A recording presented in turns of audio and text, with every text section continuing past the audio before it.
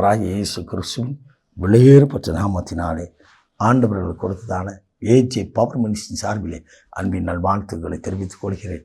எனக்கு அருமையான இன்றைக்கு அன்பின் வார்த்தையாய் நாம் தியானிக்கப் போகிற வேத பகுதி திருப்பாடல் புத்தகம், சங்கீதக்காரன் புத்தகம், சங்கீத புத்தகம் 34 அதிகாரம் 19வது இறைவார்த்தை. நீதிமான்களுக்கு வரும் துன்பம் அநேகமாயிருக்கும், அவை எல்லாவற்றிலிருந்தும் தேவன் அவனை விடுவிப்பார். விடுவிக்கிற தேவனவ. நீதிமானுக்கு துன்பம் வராதுன்னு சொல்லலை. யோசேப்புக்கு துன்பம் வந்தது. அவன் பாவமே செய்யாமல் இருக்கும்போது அவனை தேடி தான் வந்துச்சு. நீங்கள் நினைக்கலாம், நான் உபவாசம் இருக்கிறேன், ஜெபிக்கிறேன், என் வாழ்க்கையில் துரத்தி துன்பம் வந்த மாதிரி இருக்குதுன்னு நினைக்கலாம். ஒவ்வொரு பாடுகளும் தேவனுடைய நாமத்தை மகிமைப்படுத்துக்கு எதுவாய் அடுத்தடுத்த படிக்கலாய் உங்களை தூக்கி மேலே நிறுத்தி கொண்டு வருவார். ஹல்லேலூயா, ஹல்லேலூயா. எனக்கு அருமையானவர்களே, யோசேப்பின் வாழ்க்கையில் ஒரு குழியில் தூக்கி போடலை அப்படின்னா, அடிமையாக விற்கப்படலைன்னா அவன் ஆளுநராக மாறி இருக்க முடியாது. ஆண்டவர் சில காலங்களில் அனுமதிக்கிற சொன்னால் அதில் விடுவித்து உயர்ந்த ஸ்தானத்தில் வைப்பார்.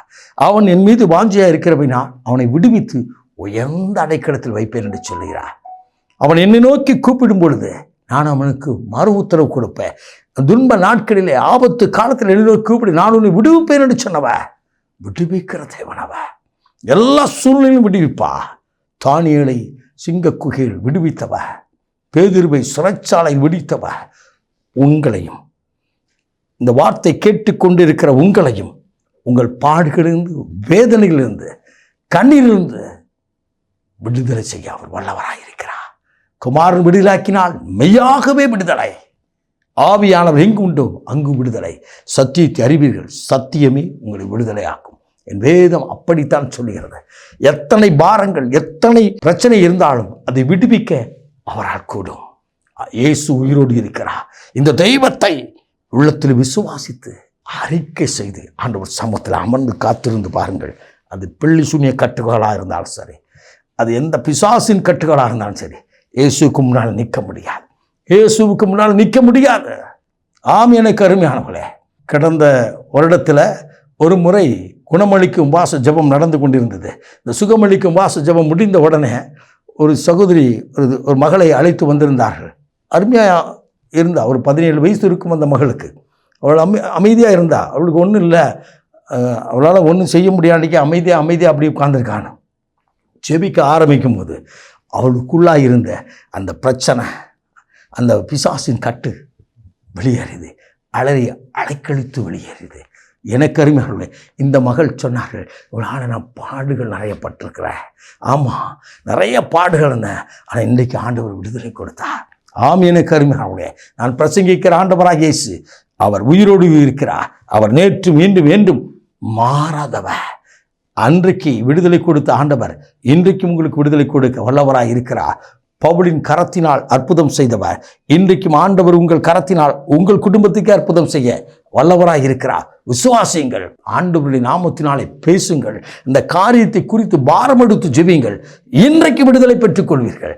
எனக்கு அருமையானவர்களே, இந்த காரியம் அந்த காரியம் என்று சொல்லவில்லை.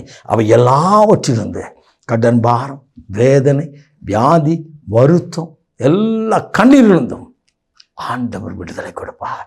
இன்றைக்கு கொடுக்க போகிறார். இன்றைக்கு இதை கேட்டுக்கொண்டு இருக்கிற போது உங்கள் சரித்துள்ள வியாதிகள் மறைவதை நீங்கள் காண்பீர்கள். கட்டிகள் மறைவதை காண்பீர்கள். குடும்பத்தில் விடுதலை வருவதை காண்பீர்கள்.